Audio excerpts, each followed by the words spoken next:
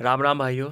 LRC में 10,101 पदों के लिए फाइनल मेरिट लिस्ट आ गया हुआ है।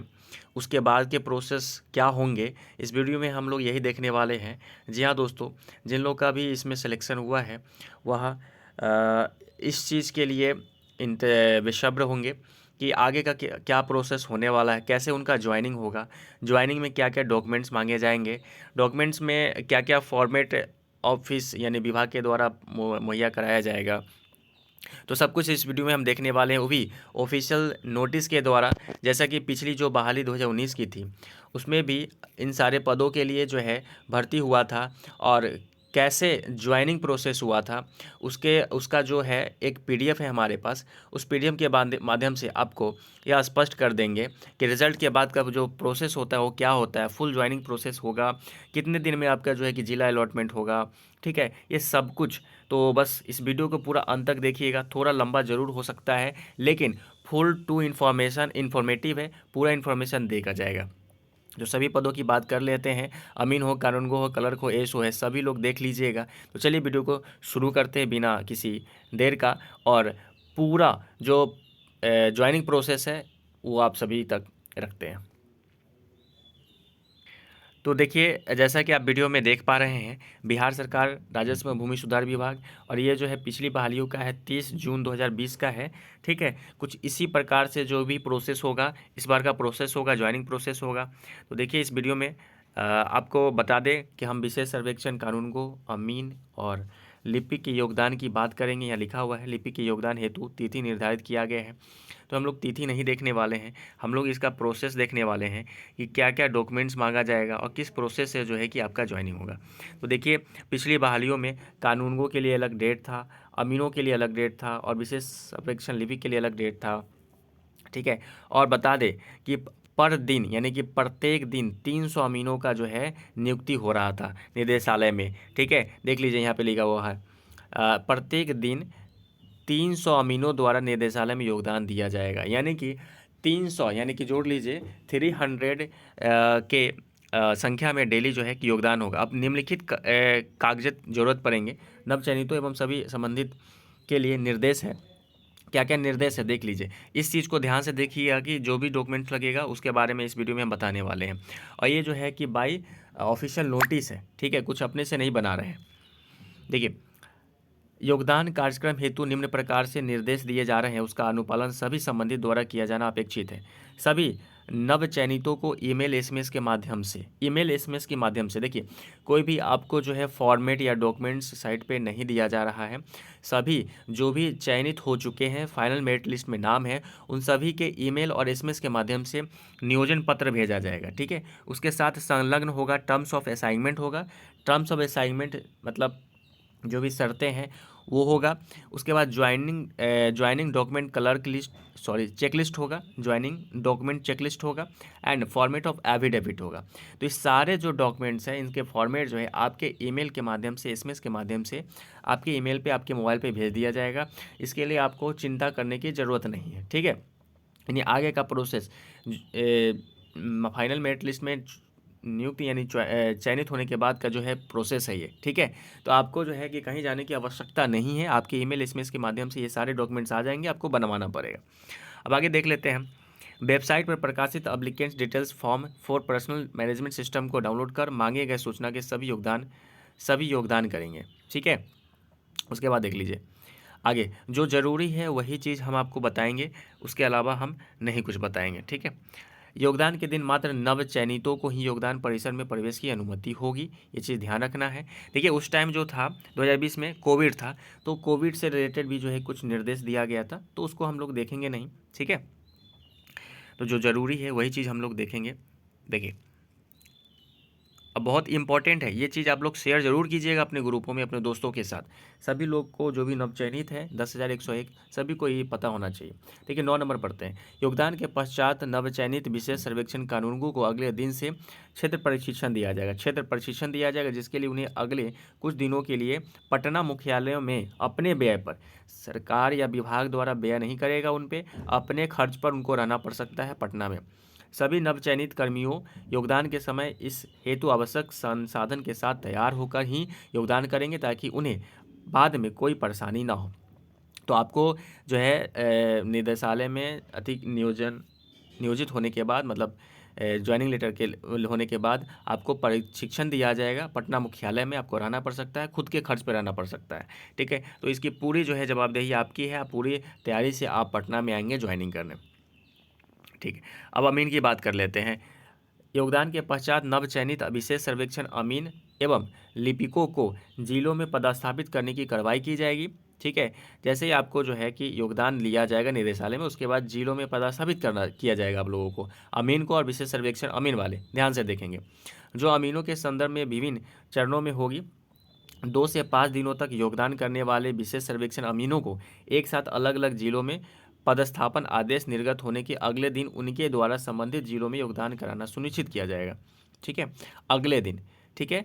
यानी कि यहाँ पे फिर से पढ़ते हैं, योगदान करने वाले विशेष सर्वेक्षण अमीनों को एक साथ अलग अलग जिलों में पदस्थापन आदेश निर्गत होने के अगले दिन उनके द्वारा संबंधित जिलों में योगदान कराना सुनिश्चित किया जाएगा। मतलब अगले ही दिन, जैसे ही आपका जो है कि जिला आवंटन कर दिया जाता है, आपको अगले दिन जो है कि जिला में आपको योगदान देना पड़ेगा। योगदान करने एवं पदस्थापन होने की अवधि में इन कर्मियों को पटना मुख्यालय में अपने व्यय पर रहना पड़ सकता है। अतः सभी नवनियोजित कर्मी योगदान के समय इस हेतु आवश्यक संसाधन के साथ तैयार होकर ही योगदान करेंगे, ताकि उन्हें बाद में परेशानी ना हो।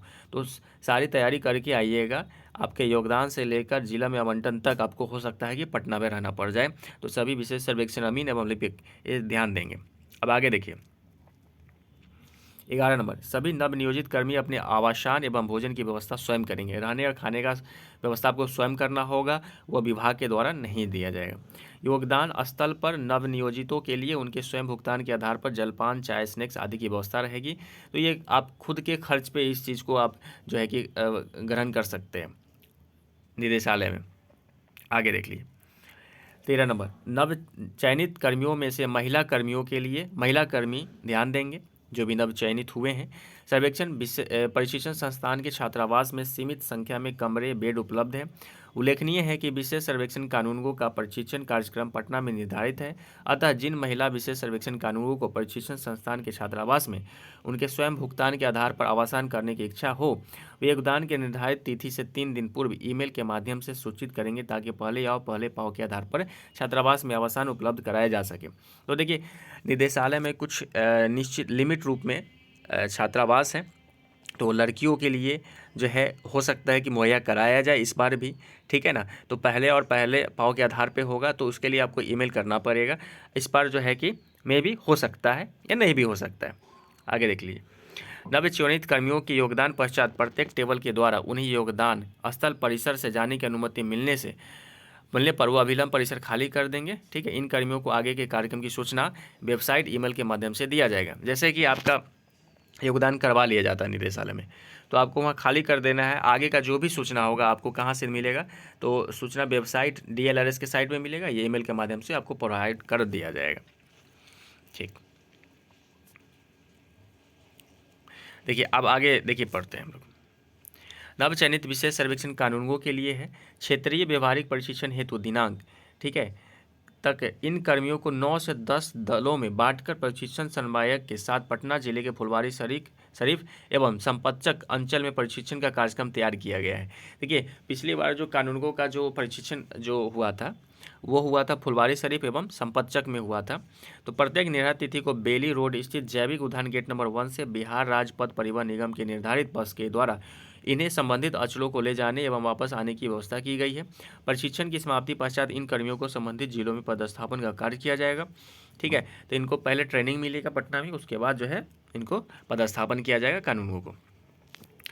अगला है निर्धारित तिथियों को योगदान के समय नवनियोजित कर्मी निम्न कागजात अपने साथ लाना सुनिश्चित करेंगे एवं योगदान के समय निम्न प्रकार से अपने निर्धारित टेबल पर निम्न कागजातों को उपलब्ध कराएंगे। तो ये वेरी इंपॉर्टेंट जो है लाइन है, वेरी इंपॉर्टेंट है। अब जो बोलने जा रहे हैं इसी पे ज़रूर ध्यान दीजिएगा कि क्या क्या डॉक्यूमेंट चाहिए, ठीक है। अब देखिए नवनियोजित कर्मी संबंधित टेबल पर योगदान के समय निम्नलिखित का मूल कागजात एवं उसका स्वअभिप्रमाणित 2 6 प्रति, जो भी आपका मूल प्रमाण पत्र है उसका 2 फोटोकॉपी आपको सेल्फ अटेस्टेड करके ले जाना होगा।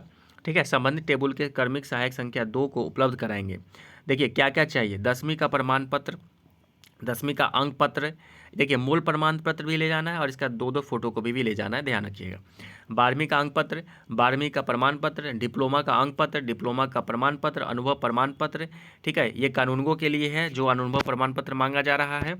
ठीक है, जाति प्रमाण पत्र चाहिए जिनका आरक्षण का लाभ लिए हैं, फिर पैन कार्ड चाहिए, फिर आधार कार्ड चाहिए, विकलांगता से जो आरक्षण लिए उनको विकलांगता का प्रमाण पत्र चाहिए, जो फ्रीडम फाइटर से आरक्षण लिए हैं उनको फ्रीडम फाइटर का प्रमाण पत्र चाहिए।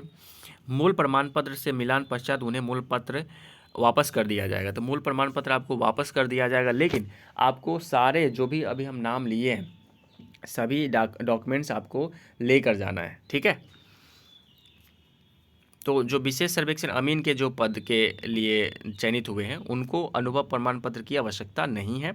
10वीं का प्रमाण पत्र और अंक पत्र ले जाना होगा, 12वीं का अंक पत्र और प्रमाण पत्र ले जाना होगा, डिप्लोमा का अंक पत्र और डिप्लोमा का प्रमाण पत्र ले जाना होगा, जाति प्रमाण पत्र ले जाना होगा, पैन कार्ड, आधार कार्ड, ये सब ले जाना पड़ेगा आपको। ठीक है, इसके अतिरिक्त क्या क्या चाहिए ध्यान दीजिए। इसके अलावा ये सारी चीज़ जो अभी हमने बात किया वो चीज़ तो आपके पास होगा, लेकिन क्या नहीं है आपके पास, देखिए इसके अतिरिक्त 3 पासपोर्ट साइज फ़ोटो लगेगा। उसके अलावा terms of assignment and affidavit की मूल प्रति लगेगी जो कि आपको ईमेल पे प्रोवाइड किया जाएगा। उसके बाद मेडिकल फिटनेस प्रमाण पत्र की मूल प्रति लगेगी। आपको ये जो है मेडिकल फिटनेस आपके अपने शहर के सदर से बनवाना पड़ेगा। ठीक है, उसके बाद रिलीविंग, अगर कानूनगो है, कानूनगो से हैं तो relieving letter from last organisation, जहां लास्ट में आप काम किए हैं वो छोड़ने वाला प्रमाण पत्र चाहिए। ठीक है, कि मूल प्रति चाहिए। उसके बाद ओरिजिनल वाउचर ऑफ लैपटॉप चाहिए। ठीक है, कानूनगो अमीन के लिए है, मतलब जो है आप लैपटॉप आपको लेना पड़ेगा और उसका जो ओरिजिनल वाउचर है वहाँ से रिसिप्ट, जीएसटी वाला रिसिप्ट चाहिए, वो आपको प्रोवाइड करना पड़ेगा। उसके बाद ओरिजिनल वाउचर ऑफ मोबाइल चाहिए, ये भी कानूनगो और अमीन के लिए ही हैं। तो कानूनगो और अमीन वालों के लिए जो है लैपटॉप और मोबाइल का ओरिजिनल वाउचर भी ले जाना पड़ेगा, ये चीज़ ध्यान रख लीजिएगा। नव नियोजित द्वारा उपलब्ध कराया जाएगा, जिसे प्राप्त करने की जिम्मेवारी कर्मी सहायक संख्या 2 की होगी।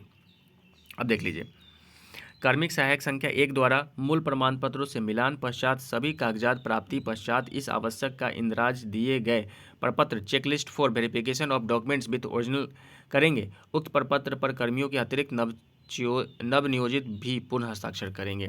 ठीक है, तो चेकलिस्ट फॉर वेरिफिकेशन डॉक्यूमेंट्स में जो भी डॉक्यूमेंट्स आप दिए उसको चेक किया जाएगा, उसके बाद आपका सिग्नेचर और जो होंगे वहाँ पे कर्मी उनका भी साइन होगा।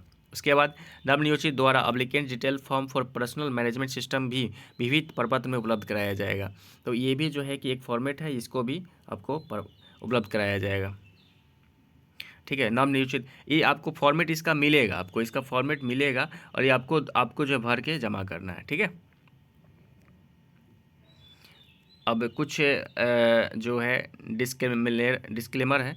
अपूर्ण रूप से कागजात उपलब्ध कराए जाने तथा मूल प्रमाण पत्र जांच हेतु उपलब्ध नहीं कराने की स्थिति में उन नवनियोजित के योगदान की स्वीकृति उनके द्वारा अपेक्षित कागजात निर्धारित तक उपलब्ध कराए जाने पर ही होगा।